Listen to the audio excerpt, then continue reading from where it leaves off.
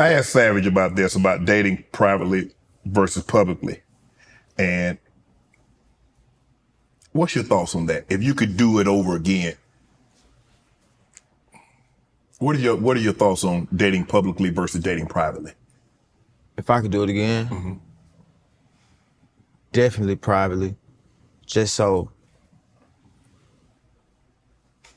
let me say not so public. I mean, not so public. Yeah. I mean, not so public because I like to show mine off, you know what I mean? But at the same time, folk be in your business and people judge you like just too much, like they just too much into your world and it deteriorates a lot of things with that shit, man. It put a lot of pressure on folks and stuff like that. And everybody not really supposed to see your imperfections or your professions, you know what I mean? That's supposed to be, it's like a household thing. So I would definitely more private. I read it also that you put the lean down. Yeah. Why do you feel that was important? Was it bothering your health? Because, I mean, I didn't have no health issues. It was bothering my relationships. You know what I mean? Yeah. My family. Like, I hated that my mom would say, just sometimes I don't feel like I'm talking to my son. Cause that hurt. You know what I mean? You can't keep saying it but so many times. And it wasn't her trying to like, but it was genuinely, I could see it in her eyes when she said. You could feel or when hurt. I used to be right there just how like, and just sitting and I just catch my mama, I peep her like, just looking at me and she'd try to look off. I knew I was disappointing my mama and disappointing my family. And it's the greatest thing I did though, bro. I ain't gonna lie, I got a clear mindset. I'm not, cause it have you like a little aggravated a little bit. Let me ask you, why do you think so many rappers partake in it? I mean, people got their own trauma. Sometimes I never think it's a cool thing. Like when people be like, oh, that was a cool thing to do. I think you try something and you enjoy it. It make you feel good and you keep doing it. That's just me being 1,000.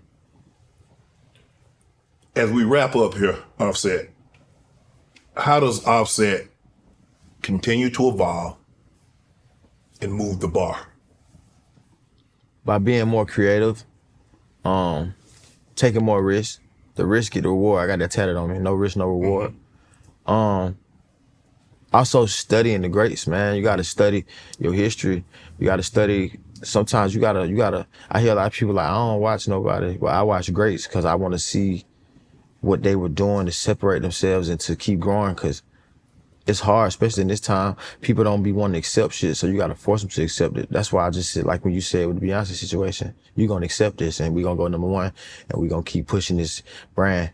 And sometimes the risks come with a great reward. You can't be scared. I feel like as an artist, you're supposed to do that. Right. People look up to you because they can't do that in their lives. They don't have the heart. You inspire other people, so if you do the same thing, you're only gonna inspire the same amount of people.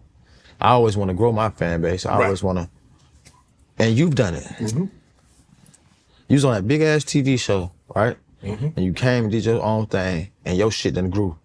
Bigger.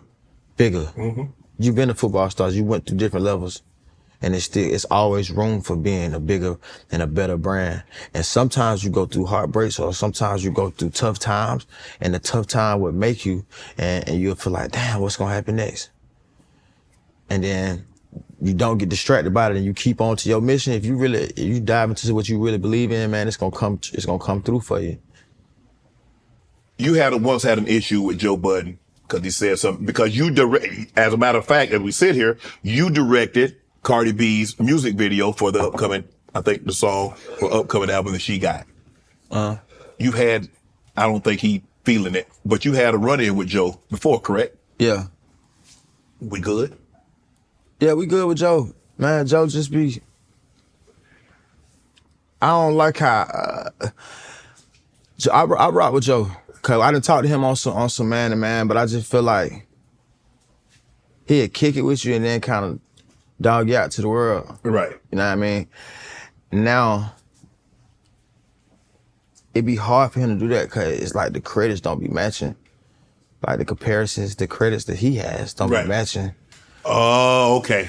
I mean, right. the credits that he got don't really be matching to like the people he be getting on ass. But he do got a word, and sometimes he say some things that do make sense. But I didn't like how he was trying to shit on the females. You know what I mean? Right. Like, it's an evolution, bro. You shouldn't say that. That it's dead, and then I don't want him to come for me either, like, cause I done talked to him. I ain't just down to. I just feel like I disagree with your opinion with the female music. Right, like they doing their thing. Why shit on it? You know what I mean? Right. But we good. We good though. Yeah. No problem. I ain't got no problem with nobody. Let me ask you this: how do you, the criticism that comes along with it? How have you been able to develop thick skin? Because you know there've been some criticism. I don't come from that though. Right. So I'm saying, like, I didn't thank God. Like, I blew up in 2013, where we had to get on the floor, we had to sell CDs, we had to put posters up. I come from doing shows from 5,000 to 10,000 chitlin circuit. Like, I didn't come from, damn, my song blew up on Instagram. And let me check my comments, you know what I mean? And I just feel like your core fan base, as long as you got that and you successful, you moving. But you know, you do see stuff and you go through stuff, but I try to keep myself up out of that, cause that'll end up, it'll drive you crazy trying to like prove to these people. Cause once they see that they can get to you, they just keep going. Yeah, they do.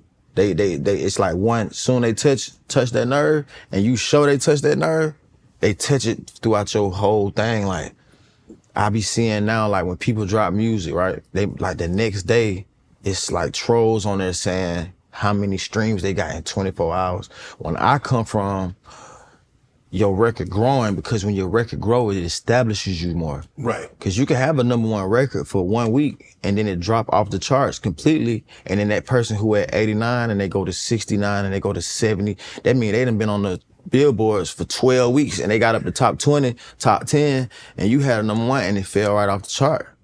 I come from development music, like where my first songs ain't go top 10 on no billboard, and I still was making my money, and people love me, and it's I feel like it's taken away from the artist's creativity. They ain't really, cause they so focused on like, damn, getting that instant. What my number gonna be. I ain't even checking that. Like, I feel like first week numbers is a way to downplay us, to make us a less value in the game.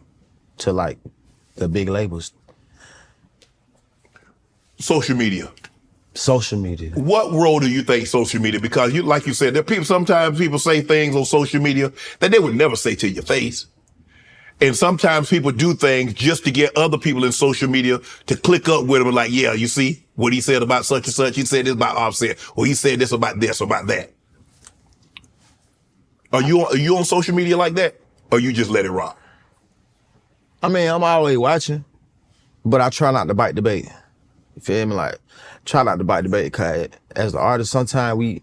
See, that's what I ain't gonna do. I ain't gonna bite the bait. I'm gonna wear, not, as a matter of fact, since you mentioned that, I'm gonna get me some tighter clothes. Yeah. Now that you told me that right there, see, don't bite the bait. I'm gonna get me some tighter clothes. You can't bite the bait, cause once you bite the bait, and they might be saying the crazy shit, you bite the bait, and when you realize it, like, damn, if I'm so small, soon you bite the bait, that motherfucker everywhere. Yeah. As soon as you speak on something, it just flooded everywhere. It ain't got big. But I ain't gonna lie, I'm a person too though. Sometimes the super disrespectful shit, I just got to say something. Cause sometimes it just be like too disrespectful. Like, it's been one time, like, they were doing some weird stuff with my kids. You mad at me that much that you gotta bring my kids and do like a fake little weird meme? I don't play that. Now that's when I speak on it, when it's like my family or like my kids, you got some weird, nasty shit with my kid. Like, and it be fan bases that'll do that shit. And it's like, bro, come on, bro. Like, I say something to that, but most of the time I'm gonna ask, I got good people around me too, Shannon. So I'm gonna hit my folks like, hey, bro. And they'll be like, don't say nothing. They'll talk me up out of it. I ain't just jumping the gun though. Right. Cause sometimes you'll just blow it up. Some people ain't even seen that, and then next thing you know, it's on every blog. It's like, want to join Club Shay Shay? Become an official member by hitting that subscribe button, where you never know who's going to be joining us for drinks and conversation. Don't be late to the party, because you know we like to do something before 2 something.